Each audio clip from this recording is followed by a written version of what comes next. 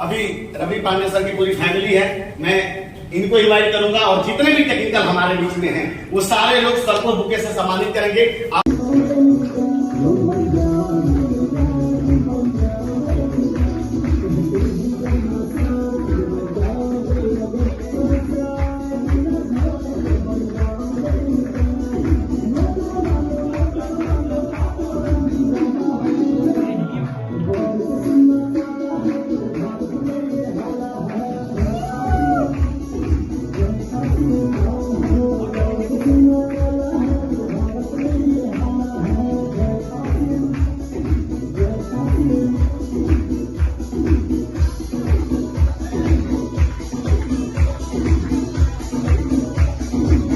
इसी पंडित दीनदयाल उपाध्याय नगर, जिसे पहले मुगल सराय के नाम से जाना जाता था, यहीं से शुरुआत की। कैलाशपुरी नई बस्ती मेरा पैतृक निवास स्थान है, जहां से हमने शुरुआत किया।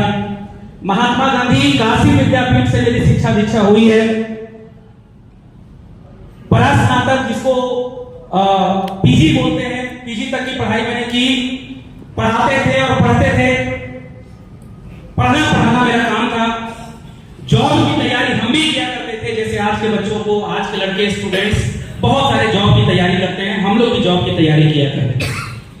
लेकिन एक वीकली मीटिंग में जाना होता है आरसीएम के, और वहां पर कोई और नहीं, हम लोगों के ग्रेट अपलाइन आए हुए थे।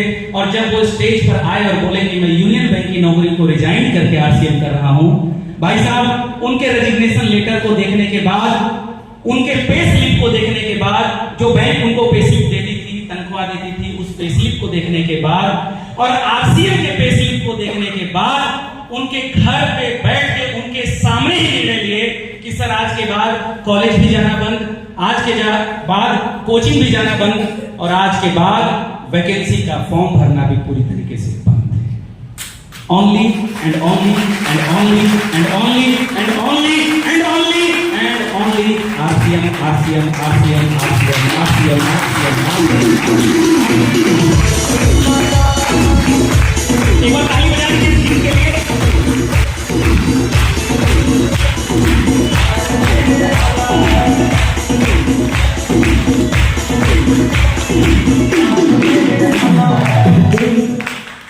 आएगा मौका। उसके बाद फिर सिर्फ आरसीएम की शुरुआत, और जब आरसीएम की शुरुआत की है तो हमें लगा कि केवल हम ही कोई स्टूडेंट नहीं है जो आरसीएम की शुरुआत की है।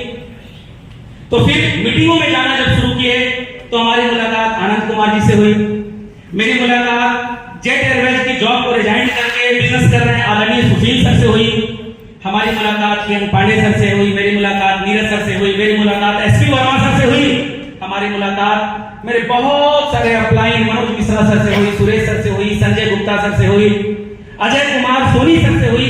तमाम अपलाइन से मेरी मुलाकात हुई और हमें पता चला कि इस बिजनेस को केवल एक स्टूडेंट ही नहीं करता, एक शॉपकीपर भी करता है, एक किसान भी करते हैं, एक टीचर भी करते हैं, एक बैंक वाले भी करते हैं, सिंचाई विभाग की नौकरी करने वाले भी आरसीएम कर रहे हैं, इलेक्ट्रॉनिक की दुकान करने वाले भी आरसीएम कर रहे हैं, यहां तक कि सावन महीना में पूजा पाठ कराने वाले पंडित जी भी आरसीएम कर रहे हैं।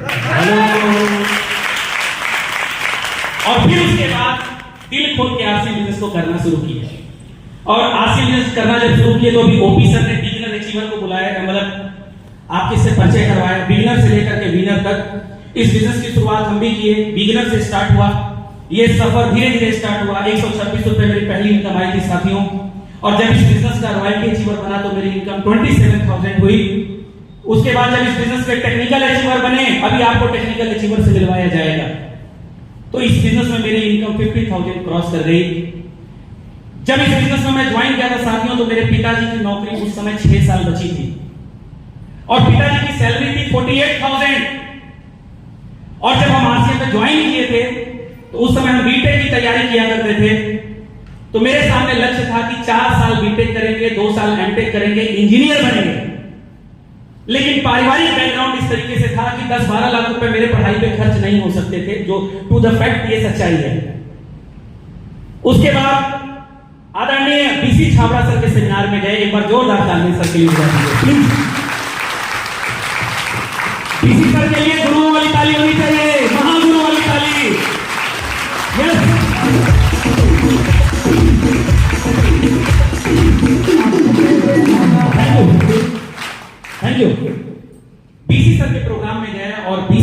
मंच पे आया और उन्होंने कहा कि तुम्हारे मम्मी को पापा को तुम्हारे ऊपर भरोसा हो या ना हो, तुम्हारे सास को ससुर को तुम्हारे ऊपर भरोसा हो या ना हो, तुम्हारे चाचा या चाची को तुम्हारे ऊपर भरोसा हो या ना हो, लेकिन ये बीसी छापड़ा बोलता है कि आप कामयाब हो सकते हैं, आप कामयाब हो सकते हैं, आप कामयाब हो सकते हैं।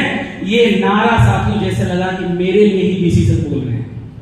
और उन्होंने कहा कि इस बिजनेस को 5 साल का कोर्स मान लो, बीए करके, एमए करके, पीएचडी करके, ये गवर्नमेंट आपको 20,000 रुपए के लायक समझेगी नहीं समझेगी मुझे नहीं मालूम, लेकिन 5 साल के इस कोर्स को कर लिए तो ये बिजनेस आपको 50,000 रुपए, 1 लाख रुपए महीना कमाने के लायक ये बिजनेस आपको बना सकता है।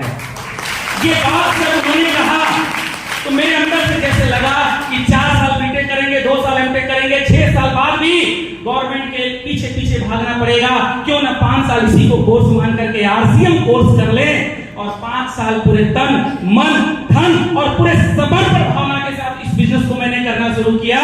और मेरे पिताजी जब रिटायर हुए तो रिटायरमेंट वाले महीने में उनकी सैलरी थी 58,000 रुपए, और जिस महीने वो रिटायर किए उस महीने रवि पांडे जी की आरसीएम से इनकम थी 78,000 रुपए। मेरे दिमाग में बस एक चीज आया, कि अगर मेरे पिताजी रिटायर हो जाएंगे, सैलरी 25,000 हो जाएगी, और अगर मेरा जॉब उस समय नहीं लगा तो जो परिवार 50,000 में सर्वाइव कर रहा है वो 25,000 में सर्वाइव नहीं कर पाएगा। मेरे दिमाग में बस एक चीज आया, क्यों ना आरसीएम को जम के करें, और जब तक वो रिटायर करेंगे तब तक अपनी इनकम को उनसे भी आगे बढ़ा दें, ताकि परिवार को कभी भी 25,000 रुपए ना लाना पड़े, बल्कि वो 1 लाख हो जाए लेकिन 25,000 रुपए ना हो पाए। और ये इसके बाद मैंने कूद के आरसीएम बिजनेस को किया। अभी मैं आप लोगों के से उन साथियों का परिचय करवाने जा रहा हूं जिन्होंने इस बिजनेस की शुरुआत 0 से की और आज इस बिजनेस के वो टेक्निकल अचीवर हैं, पर्ल अचीवर। हमारे बीच में कुछ पर्ल स्टार पर्ल हैं, हमारे बीच में एक महानंद सर पर्ल अचीवर हैं। तो आप लोगों के एक खतरनाक जोरदार तालियों के बीच में इनवाइट करूंगा महानंद सर को। Please welcome on the stage. एक बार जोरदार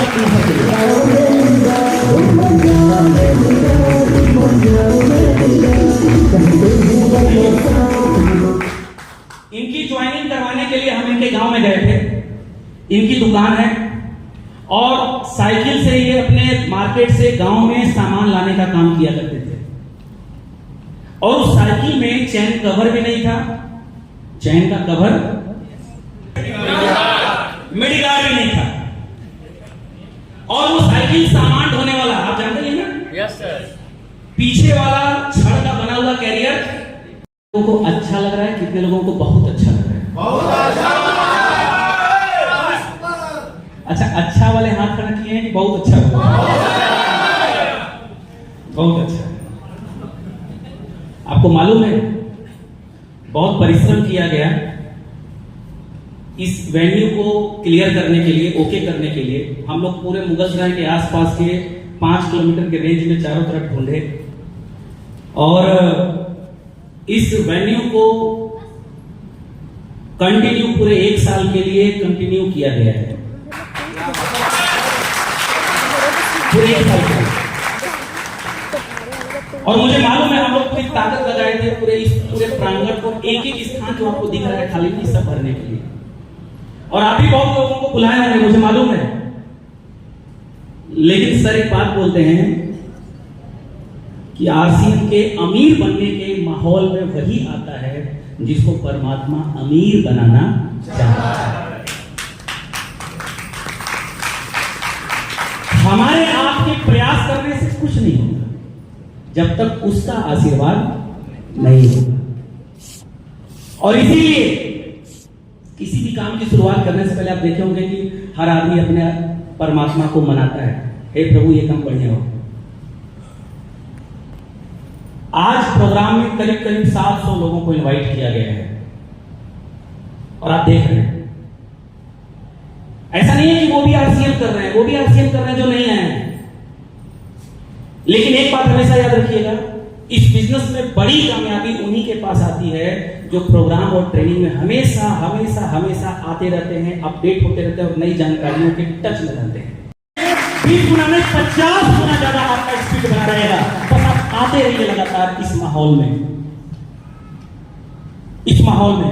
माहौल का क्या रोल होता है साथियों, मैं छोटी सी वाकया बता करके आदरणीय सर को बुलाएंगे।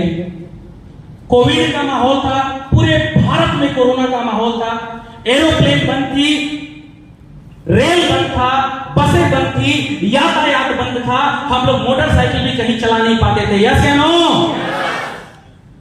और उस समय जब चारों तरफ पूरी दुनिया बंद हो गई, एक पल के लिए लगा कि हम लोग होम मीटिंग करने कहां जाएंगे, प्लान दिखाने कहां जाएंगे, ग्राउंड वर्किंग कहां करने जाएंगे, कैसे बिजनेस बढ़ेगा, कैसे काम चलेगा। और उस समय डिजिटल प्रोग्राम आना शुरू हुआ और उस समय हम लोगों ने नए प्लेटफॉर्म को पकड़ा जिसका नाम है ZOOM, जूम। याद है? लेकिन साथियों आपको मैं एक बात बताऊं, जूम भी हम लोग बाद में सीखे। पहले तो YouTube पर RCM के सभी कोर लीडर लाइव आना शुरू किए। किसको किसको याद है कि हम लोग प्रतिदिन लिंक शेयर करते थे कि आज फला लीडर का सेमिनार, आज फला लीडर का सेमिनार? याद है? वो जूम के पहले होता था, नया नया कोविड आया था। और उस समय आदरणीय हम लोगों के चीफ गेस्ट जो हमारे गुरु हैं आदरणीय महावीर सर का एक प्रोग्राम आया कि कोविड में कैसे अपने बिजनेस को खड़ा करें।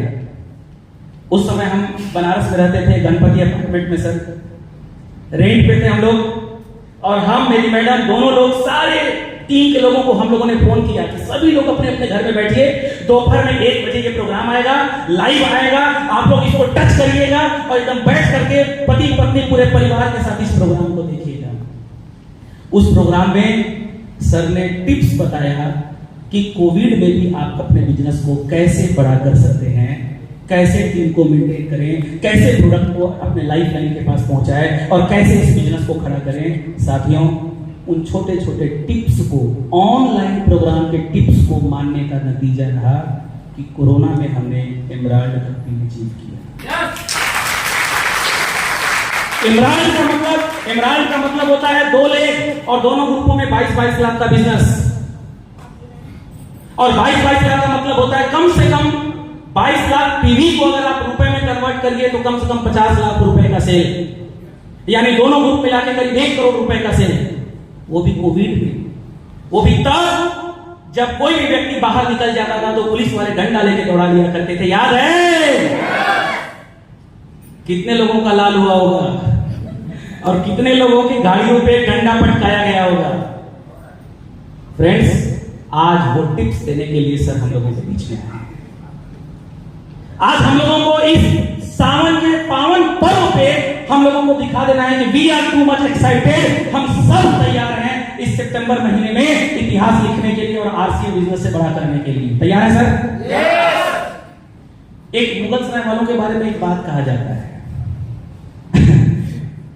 दिमाग में तो आ ही गया होगा आ गया ना? हमारे बिहार झारखंड वाले साथी और हरियाणा वाले साथी जब वो ट्रेन से कहीं आते जाते हैं ना तो मुगल सराय स्टेशन पे वो बड़ा सतर्क रहते हैं। हेलो, लगता है इसीलिए मोदी जी ने दीनदयाल उपाध्याय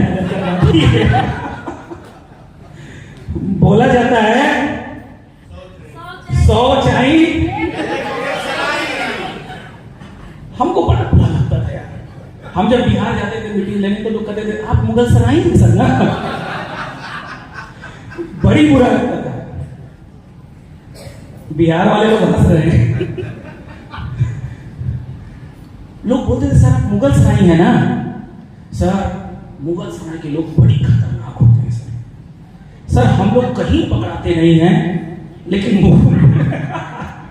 मुगल सराय में टीटी पकड़ लेता है। तो हम बोलते हैं कि सर आप लोग ना अफवाह फैला दिए मुगल सराय वालों के बारे में। आप लोग विदाउट टिकट चलते ही क्यों है भाई कि मुगल सराय में पकड़े जाएं? मुगल सराय वाले टाइट करते हैं कि विदाउट टिकट मत चलो कई बार डी कुमार सर मजाक मजाक में बोलते थे 100 चाय ना एक मुगल सराय, तो हम डी सर को बोलते थे सर सोचिए ना 100 चाय से भी चलाक अगर मुगल सराय है और मुगल सराय को आप चला दिए तो आप कितने आगे होंगे। एक बार जोरदार तालियां डी सर के लिए। मिला उसके लिए दीदी बहुत बहुत धन्यवाद। खाना बहुत अच्छा था, बहुत लोगों का प्यार मिलता है सर, सम्मान मिलता है। पैसे के लिए आए थे सर, लेकिन आज आश्रम बिजनेस बहुत कुछ दे रहा है सर। और मैं तमाम लोगों को बताना चाहता हूँ, अभी आश्रम शुरू हो रहा है, पूरी ऊर्जा के लोग रॉबर्ट्सगंज सोनभद्र तक के लोग आराम से हाईवे से चले आ सकते हैं और चले जा सकते हैं, कोई भी प्रॉब्लम नहीं होगा। हमारे रोहतास और भभुआ और कैमूर तक के लोग भी आराम से आ सकते हैं। यस या नो? ये प्रोग्राम आपके लिए है, ये प्रोग्राम हम सब के लिए है, और हम सब मिलकर के पूरी कोर टीम मिलकर के हिंदुस्तान में आरसीएम को नंबर 1 बनाने के लिए हम सब काम कर रहे हैं। यस या नो? बस ये संकल्प आपको लेना पड़ेगा, ज्यादा नहीं। हम सब इस हॉल से निकलने के बाद कम से कम पूरी ताकत के साथ लग करके मिशन सितंबर को भी फतह करेंगे। अपने टीम में ज्यादा से ज्यादा संख्या में लोगों को इस प्रोग्राम में लेकर के आएंगे। कोई ये टीम, वो टीम, इनका टीम, उनका टीम, तीसरा टीम, चौथा टीम, कुछ नहीं। आरसीएम अपने आप में ही केवल एक टीम है, और इस टीम का नाम है आरसीएम। तैयार है? तैयार है? तो एक बार प्लीज हमारे जो पीछे के साथी एक बार अपने स्थान से खड़े हो जाएं प्लीज। सितंबर मिशन आने वाला है, तो बिना नारा लगाए सितंबर पूरा होने वाला नहीं है। तो हम चाहेंगे हमारी जो सीनियर टीम है, royalty and senior team, please stage पर आप आ जाइए। हमारे बीच में आदरणीय सर भी है, बन जाएगा, टेंशन ना लीजिए, आप करिए।